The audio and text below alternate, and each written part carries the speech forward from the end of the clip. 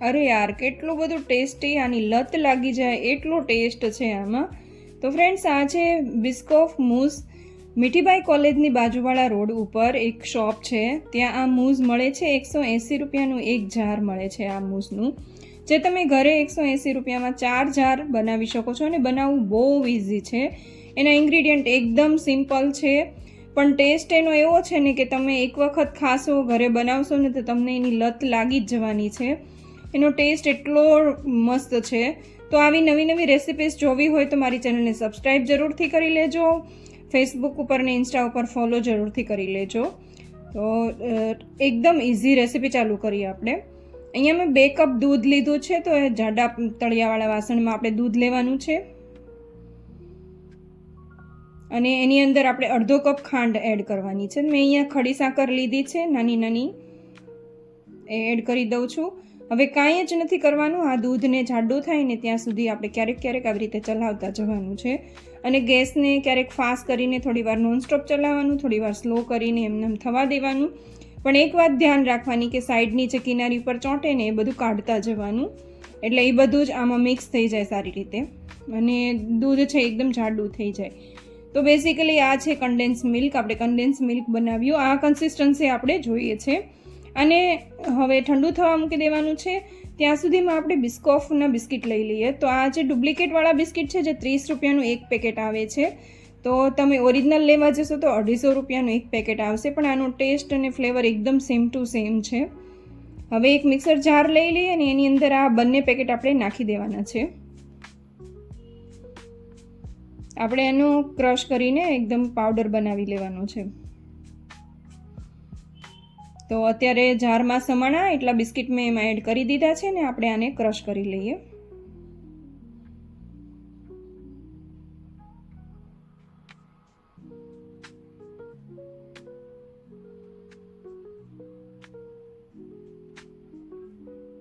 Biscuit crush થઈ ગયા છે. હવે એમાંથી અડધો ચૂરો છે ને આપણે એક વાસણમાં અલગ લઈ લેવાનો છે.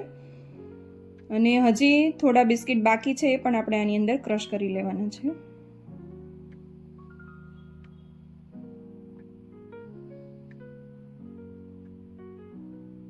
આનો ટેસ્ટ એટલો સરસ છે ને કે બાળકોથી લઈને મોટા બધાને જ આ મૂઝ એટલું પસંદ આવશે.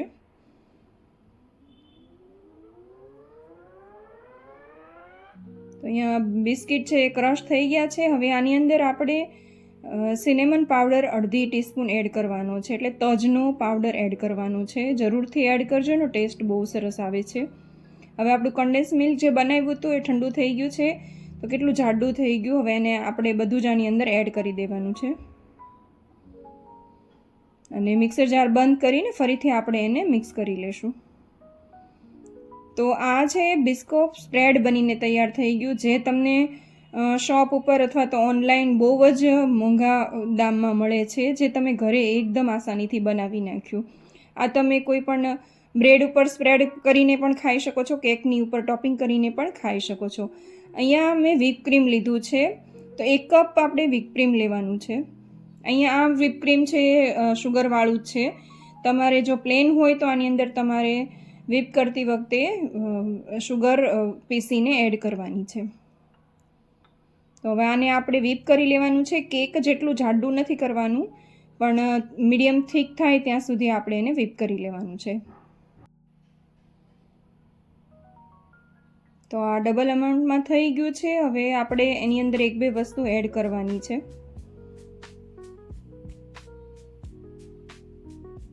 થોડી વાર બંધ કરીને આપણે એની અંદર 1 ટીસ્પૂન જેટલું વેનીલા એસેન્સ એડ કરવાનું છે.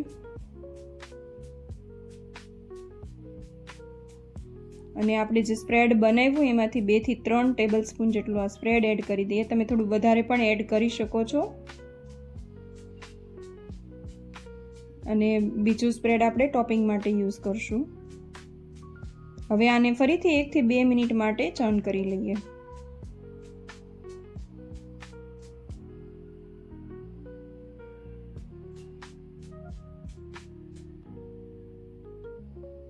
તો અહીંયા આપણું ક્રીમ પણ રેડી છે, આપણો બિસ્કિટનો ભૂકો પણ રેડી છે, અને બિસ્કોફ સ્પ્રેડ પણ રેડી થઈ ગયું છે. હવે આ ક્રીમ બનાવ્યું છે અને આપણે પાઇપિંગ બેગમાં ભરી લેશું ને તો લગાવવામાં આસાની રહેશે. તમે ડાયરેક્ટ સ્પૂનથી પણ એડ કરી શકો છો. તો હું અહીંયા આવી રીતે નોઝલવાળી પાઇપિંગ બેગમાં એડ કરી દઉં છું. તમે તમારા ઘરે કોઈ પણ ઝીપલોક પ્લાસ્ટિકની થેલી પડી હોય એને પણ નીચે હોલ પાડીને ભરી શકો છો. તો આપણી પાઇપિંગ બેગ રેડી છે. હવે અહીંયા મેં જાર લઈ લીધા છે. તો આ જાર એ જ બિસ્કોફ મૂઝના જ મેં યુઝ કર્યા છે જે અમે કાલે ખાધું હતું એ જારમાં સૌથી પહેલાં આપણે બિસ્કિટનો ભૂકો નીચે પાથરી દેવાનું છે. તો 2 થી 3 ટીસ્પૂન જેટલો ભૂકો હું નીચે એડ કરી દઉં છું. તમે આને કાચના ગ્લાસમાં અથવા તો શોર્ટ ગ્લાસમાં પણ મૂઝ બનાવી શકો છો. હવે એને સ્પૂનથી થોડુંક હળવા હાથે દબાવી દેવાનું છે એટલે એક લેયર થઈ જાય બિસ્કિટનું.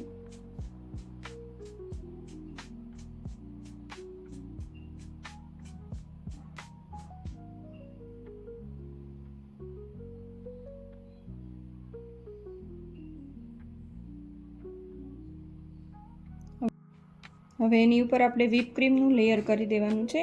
એનું લેયર આપણે થોડું ઉપર સુધી કરવાનું છે.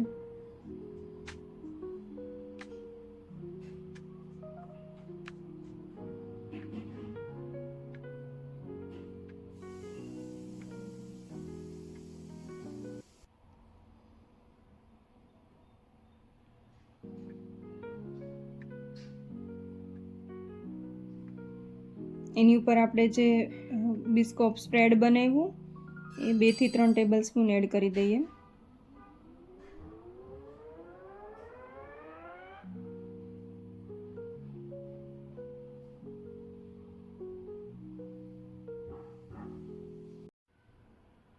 તમે વ્હીપ ક્રીમની જગ્યાએ અમૂલ ક્રીમ પણ લઈ શકો છો અને કન્ડેન્સ મિલ્ક બહારથી રેડીમેડ લાવીને પણ બનાવી શકો છો. તો આ રેસીપી બનાવી બહુ જલ્દીથી બની જશે.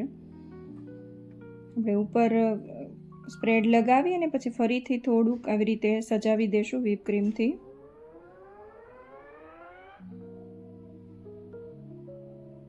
અને એની ઉપર થોડોક બિસ્કિટનો ભૂકો સ્પ્રેડ કરી દઈએ.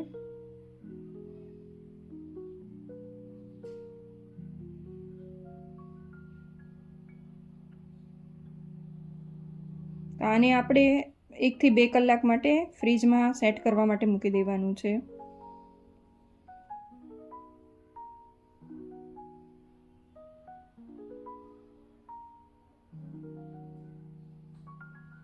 બે કલાક થઈ ગઈ છે અને આપણું મૂસ છે સેટ થઈ ગયું છે.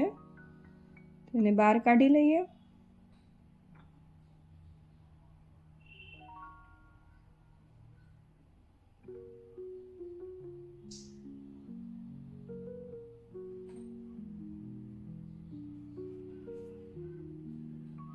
એની ઉપર હું એક બિસ્કિટ મૂકી દઉં છું.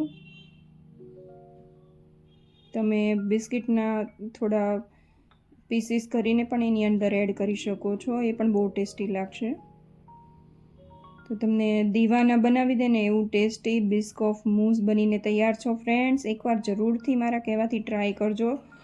બધાને બહુ જ પસંદ આવશે. તો વિડીયો પસંદ આવ્યો હોય તો લાઇક અને શેર જરૂરથી કરજો અને આવી નવી રેસીપી માટે સબસ્ક્રાઈબ અને ફોલો કરી લેજો. Thank you for watching. જય શ્રી કૃષ્ણ.